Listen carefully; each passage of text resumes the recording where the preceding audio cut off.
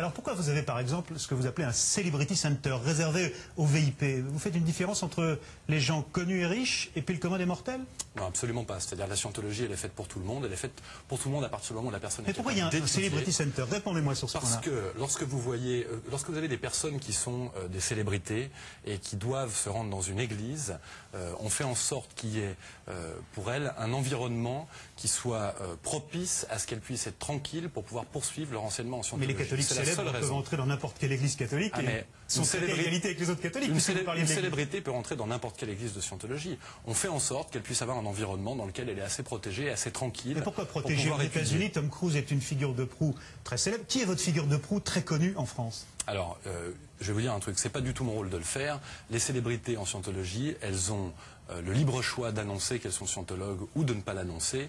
Et c'est certainement pas le rôle d'un ministre de l'Église de dire qui est scientologue et qui ne l'est pas. Mais pourquoi ne pas tout simplement avoir plus de transparence? Ça était l'idée que vous cherchez à arnaquer. Alors, côté transparence, on peut parler. Vous savez, je suis très content que vous nous ayez invités aujourd'hui, mais quand vous regardez la surmédiatisation de nos détracteurs et la sous-médiatisation... Vous avez la place ici. Nous avons déjà invité votre porte-parole, Daniel Brunner, aussi. Prenez en termes de minutes, quoi. Moi, j'ai beaucoup de gens qui me disent, mais on ne comprend pas, pourquoi est-ce qu'on ne vous voit pas? Pourquoi on ne vous voit pas sur les plateaux? Pourquoi il n'y a jamais de contradiction? Pourquoi on voit des heures de M. Fenech, des heures de M. Maurice? Mais vous ne me dites toujours pas qui, par exemple, parmi vos célébrités. Vous avez un centre pour les célébrités, mais vous n'osez même pas dire qui. Non, c'est pas que j'ose pas, c'est que c'est pas à moi de le dire. C'est pas à moi de parler d'une célébrité. Et si elle veut le dire, elle le dit. Votre argument, c'est de dire qu'au fond, la religion que vous représentez, la liberté de conscience est en cause. Mais le tribunal dit, par exemple, je ne ferme pas, nous n'interdisons pas leur librairie, parce que leur liberté de penser reste et demeure. Ce qu'on veut juste, c'est qu'ils changent leur méthode et qu'ils ne cherchent pas à arnaquer les gens. Oui, il y a une certaine hypocrisie là-dedans. Il y a une certaine hypocrisie de dire, regardez, nous on ne juge pas la religion. Mais par contre, on dit que vos pratiques, vous ne pouvez pas les faire. Mais on ne vous interdit pas quand même. Il y a un moment où il faut être consistant. Vous voyez, si les pratiques, elles sont considérées par un tribunal comme étant frauduleuses, alors dans ce cas-là, interdisons-le, mais ils ne le font pas. Donc ça veut dire qu'elles ne sont pas illégales. Mais en même temps, on dit c'est sur ça qu'on vous juge. On va revenir sur ce point. Je voudrais que vous écoutiez ce que pense à propos de l'interdiction le président précisément de la Miviludes, de la mission interministérielle de lutte contre les dérives sectaires, Georges Fenech. Écoutez. Je considère que la dissolution est une mesure beaucoup plus radicale que la simple interdiction d'exercer une ou plusieurs activités, puisque quand il y a dissolution, il y a vente des actifs, il y a fermeture des locaux, et on ne peut pas se reconstituer. Interdire une ou plusieurs activités n'interdit pas à l'organisation en cause de continuer à vivre. Et ce que dit le tribunal, c'est qu'au fond, il vaut mieux vous continuer à vivre, mais qu'on puisse vous surveiller, plutôt que d'agir de façon souterraine. Non, ce que dit le tribunal...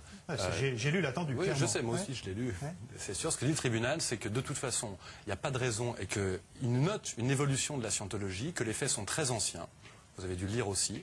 Et qu'aujourd'hui, il fait même remarquer une chose. Il dit, regardez, pendant ce procès, qui a duré un certain temps, qui a été surmédiatisé, il n'y a pas eu une seule plainte. Alors que derrière, vous avez des associations comme l'UNEDFI... Mais il y a encore des procès à venir. Qui sont des vieilles plaintes, qui sont aussi poussées par l'UNEDFI. Donc pendant tout ce temps-là, il y a eu un lobbying pour obtenir des plaintes. Il n'y en a aucune. Il n'y a aucun plaignant. Vous savez que si vous n'êtes pas interdit ou dissous, c'est parce qu'il y a eu une erreur technique à l'Assemblée nationale. Et puis, il y a une loi qui est votée qui fait qu'on ne peut plus vous interdire, comme par hasard. Non. Puis il y a aussi des dossiers qui ont disparu dans un palais de justice qui concernent... Qu'est-ce que vous pensez de tous ces hasards? Je pense que c'est beaucoup de fantasmes. Parce que il y a une petite confusion. La dissolution a été changée. Donc, on ne pouvait pas nous dissoudre. D'ailleurs, on peut se poser la question, pourquoi des procureurs, tout d'un coup, font une demande illégale sur la dissolution et qu'on ne raconte pas, qu'ils ne savent pas, ou etc. Mais si, personne n'a su. Le président de l'Assemblée nationale lui-même a reconnu que c'était une erreur. Il y a une question, soit on a des procureurs qui ne savent pas, et c'est une incompétence terrible. C'est encore les juges qui sont incompétents. Soit on a des gens, écoutez, il faut leur demander pourquoi. Maintenant, l'interdiction, elle n'a pas du tout été empêchée. Si le tribunal avait voulu interdire, il aurait pu le faire. Et le reste, c'est du fantasme. Est-ce qu'il y a des membres de la scientologie qui sont parlementaires, députés, administrateurs à l'Assemblée nationale? Ça, c'est une question un petit peu bizarre, parce que comme je vous l'ai dit, c'est pas à moi de le dire. Si quelqu'un veut le dire et dire qu'il est à l'Assemblée nationale, il peut le dire.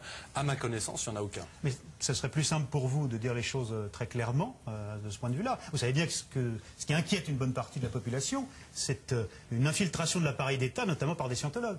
Vous savez, en termes d'infiltration, je pense que les gens de la Miviludes feraient bien de balayer un petit peu dans leur propre cours. Moi, la seule chose que je vous dis, c'est que je ne suis pas la personne qui va vous dire un tel est scientologue, un tel l'est pas. À ma connaissance, il n'y a personne dans l'Assemblée nationale qui est membre de la scientologie. Qu'est-ce que vous dites, qu'est-ce que vous proposez à vos victimes auxquelles hier le tribunal a donné raison? Aux victimes. Alors, il faut comprendre comment ça s'est passé. Non, je vous demande ce que vous pensez à elles, parfois simplement.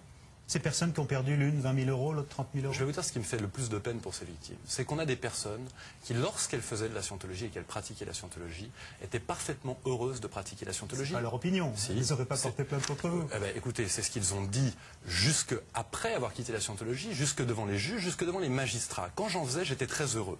Et ensuite, ils sortent et ils sont Et quand tout récupérés. d'un coup ça devient trop lourd, qu'il faut payer C'est pas très trop cher, lourd. qu'on est mis hors du système parce qu'on ne paye plus. Non, c'est pas du tout milieu du système. C'est ça, leurs on arguments. si on parle de la partie civile qui était présente au procès, elle est arrivée devant les policiers en disant « Moi, j'étais très heureuse, mais après, j'ai été vue par l'UNADFI, qui est une association anti-secte, et eux m'ont montré des choses qui m'ont fait comprendre que j'avais été floué. » Vous, personnellement, Ouais.